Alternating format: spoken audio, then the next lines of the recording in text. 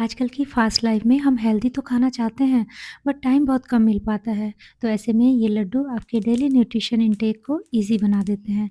No preservative, no sugar. ये winter special laddoo बने हैं अलसी यानी कि फ्लैक्स सीड, तिल, सेसमे सीड और अखरोट वॉलनट से। ये तीनों ही फूड ओमेगा 3 रिच होते हैं और एंटीऑक्सीडेंट रिच होते हैं। विंटर सीजन में हेल्दी रहने के लिए, इम्यूनिटी बूस्ट करने के लिए ये बहुत ही फ़ायदेमंद है। तो सबसे पहले 2 कटोरी अलसी लिए हैं, 1 कटोरी मखाना, 3/4 कटोरी मैंने सफ़ेद तिल लिए हैं, अखरोट, काजू, बादाम तीनों मिला के 1 कटोरी हैं। अब किसी हैवी बॉटम का जो पैन है उसमें हमने इनको भूनना है और इनको मीडियम फ्लेम पे या लो फ्लेम पे ही भूनेंगे और लगातार चलाते हुए भूनेंगे। बिल्कुल भी नहीं छोड़ना है, अगर इसको छोड़ दिया तो तुरंत से जल जाएँगे। ये जो अलसी होती है ना, फ्लैक्स सीड्स, आप सर्च करके देख सकते हैं कि ओमेगा 3 रिच होती है, हार्ट हेल्थ के लिए तो इसको बहुत अच्छा माना जाता है। साथ ही फाइबर रिच भी होती है, डाइजेशन के लिए अच्छी होती है। इसको लगातार हिलाते हुए मैं भून रही हूँ, बिल्कुल सिम गैस पे।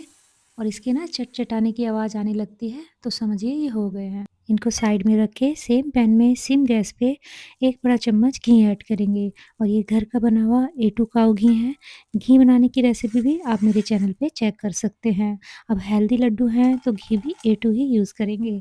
1 कटोरी मखाने हैं, अब उनको भून लेंगे और इनको लगातार चलाते हुए भूनेंगे।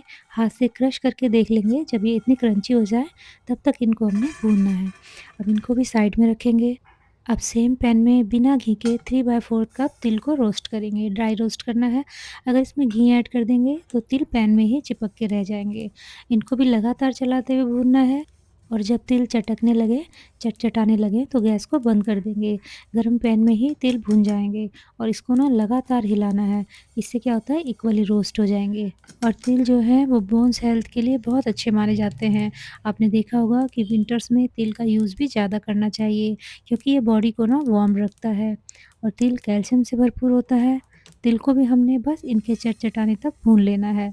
अब इनको भी निकाल लेंगे। फिर सेम पैन में बिना घी डाले ड्राई रोस्ट करेंगे आधा कटोरी डेसिकेटेड कोकोनट।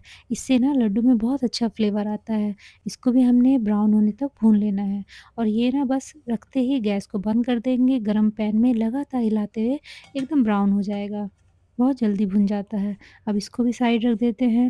अब चलते हैं ड्राई फ्रूट्स की तरफ। ये टोटल 1 कटोरी ड्राई फ्रूट्स हैं। मैंने काजू, बादाम और अखरोट इक्वल लिए हैं। लड्डू के बीच-बीच में इनका जब क्रंच आता है ना तो बहुत अच्छा लगता है। अब इनको मैं हाथ से ही कट कर रही हूँ, क्योंकि मिक्सी या फूड प्रोसेसर में ना ये नीचे से तो पाउडर बन जाते हैं और ऊपर-ऊपर साबुत रहते हैं। तो इस तरीके से बारीक-बारीक कट कर लेंगे। और एक बात और शेयर करना चाहती हूँ, ये जो अलसी के लड्डू की रेसिपी है ना, ये मैंने अपनी सासू माँ को देख के सीखी है। वो हर विंटर में ये अलसी के लड्डू ज़रूर बनाती हैं। मैं भी पिछले 20-25 सालों से इसको बना रही हूँ और बच्चों को भी बहुत टेस्टी लगते हैं। इनका जो भुना-भुना रस्टी सा फ्लेवर आता है ना, नटी वाला, बहुत ही अच्छा लगता है। तो अब ये जो ड्राई फ्रूट्स हैं, इनको भी हमने हल्का-सा रोस्ट करना है। इनको हम घी में रोस्ट करेंगे। तो 1 चम्मच घी डालेंगे पैन में, फिर इनको भी सिम आँच पे रोस्ट करेंगे। अब लगातार चलाते हुए इनको तब तक भूनना है जब तक कि इनमें हल्का-सा ब्राउन शेड ना आ जाए। उसके बाद इनको भी निकाल के रख देंगे। अब जो हमने सबसे पहले अलसी भून के रखी थी वो थोड़ी ठंडी हो गई है, तो अब हम इसको पीस लेंगे और इसका हमने एकदम फाइन पाउडर बनाना है, क्योंकि अलसी के लड्डू हैं और इसमें हमने बाइंडिंग के लिए कोई आटा या बेसन ऐसा कुछ भी नहीं मिलाया है, तो इसको ही हमने बिल्कुल बारीक पीसना है। इससे ना बाइंडिंग अच्छी आएगी। अगर ये दाने थोड़े दरदरे रहे इसके अलसी के, तो फिर ये बाइंडिंग नहीं ले पाएँगे। इतना इसको बारीक करना है, जैसे बेसन आता है ना, बस उतना ही। बस अब इसको एक बड़े से मिक्सिंग बाउल में पलट देंगे।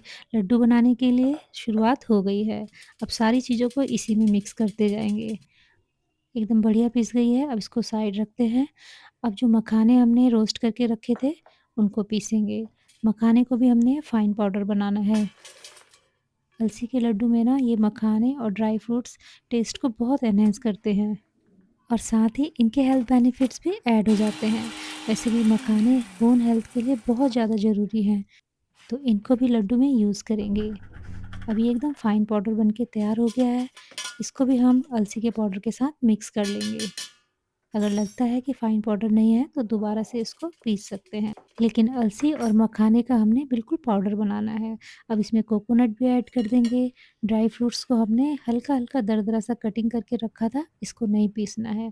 इसके जो चंक्स हैं ना, उससे ही लड्डू में बहुत अच्छा क्रंच आता है। तिल को भी हमने नहीं पीसा है। अब ये सारी चीज़ों को एक बार अच्छी तरह से मिक्स कर लेंगे। अब लड्डू बनाने के इंग्रेडिएंट्स तो हमने सारे मिक्स कर लिए हैं। अब इसको बाइंडिंग के लिए घी गरम करना है, क्योंकि घी से ही इसमें बाइंडिंग आएगी। तो 1 कटोरी के लगभग मैंने घी गरम करने के लिए रख दिया है। जब तक घी गरम होता है तो जो मिक्सचर हमने बना के रखा है लड्डू का, उसमें डालेंगे जैगरी पाउडर, यानी कि शक्कर। शक्कर हमें इंस्टेंट एनर्जी देती है और शक्कर आयरन रिच भी होती है। अच्छी तरह मिक्स करने के बाद एक बार इसको टेस्ट करके देख सकते हैं। अगर कम लगती है तो इसमें फिर थोड़ा जैगरी पाउडर और ऐड कर सकते हैं, और अगर मीठा ज़्यादा हो जाए तो अलसी या फिर मखाने, जो भी आपकी चॉइस हो, भूनने के बाद बारीक पाउडर बना के इसमें ऐड कर सकते हैं। अब गरम-गरम घी को इसमें अच्छी तरह मिलाएँगे, फिर इसको हाथ से बाइंड करके देखेंगे। अगर लड्डू बँटने लग गए तो ठीक है, अदरवाइज़ इसमें बचा हुआ घी भी ऐड कर देंगे। इसमें मैंने टोटल 1 कटोरी घी यूज़ किया है। अब घी को मिक्सचर में अच्छी तरह से मिक्स करेंगे। जब मिक्सचर मॉइस्ट हो जाता है ना, तो लड्डू बहुत अच्छी तरह से बन जाते हैं। तो बस फटाफट से इनके लड्डू बट लेंगे। और इन लड्डुओं के साथ एक और बात है कि इनको ना डेली एक ही खाना होता है, ज़्यादा नहीं खाना होता है, क्योंकि इनकी तासीर गर्म होती है और इनके लिए रेगुलरिटी ज़रूरी है। मतलब आप डेली खाएँ और 1 लड्डू खाएँ, फिर पूरा सीज़न आप हेल्दी रहेंगे, बीमार नहीं पड़ेंगे। है ना कितना सिंपल? और उससे भी कहीं ज़्यादा ये है टेस्टी, और उससे भी ज़्यादा है ये हेल्दी।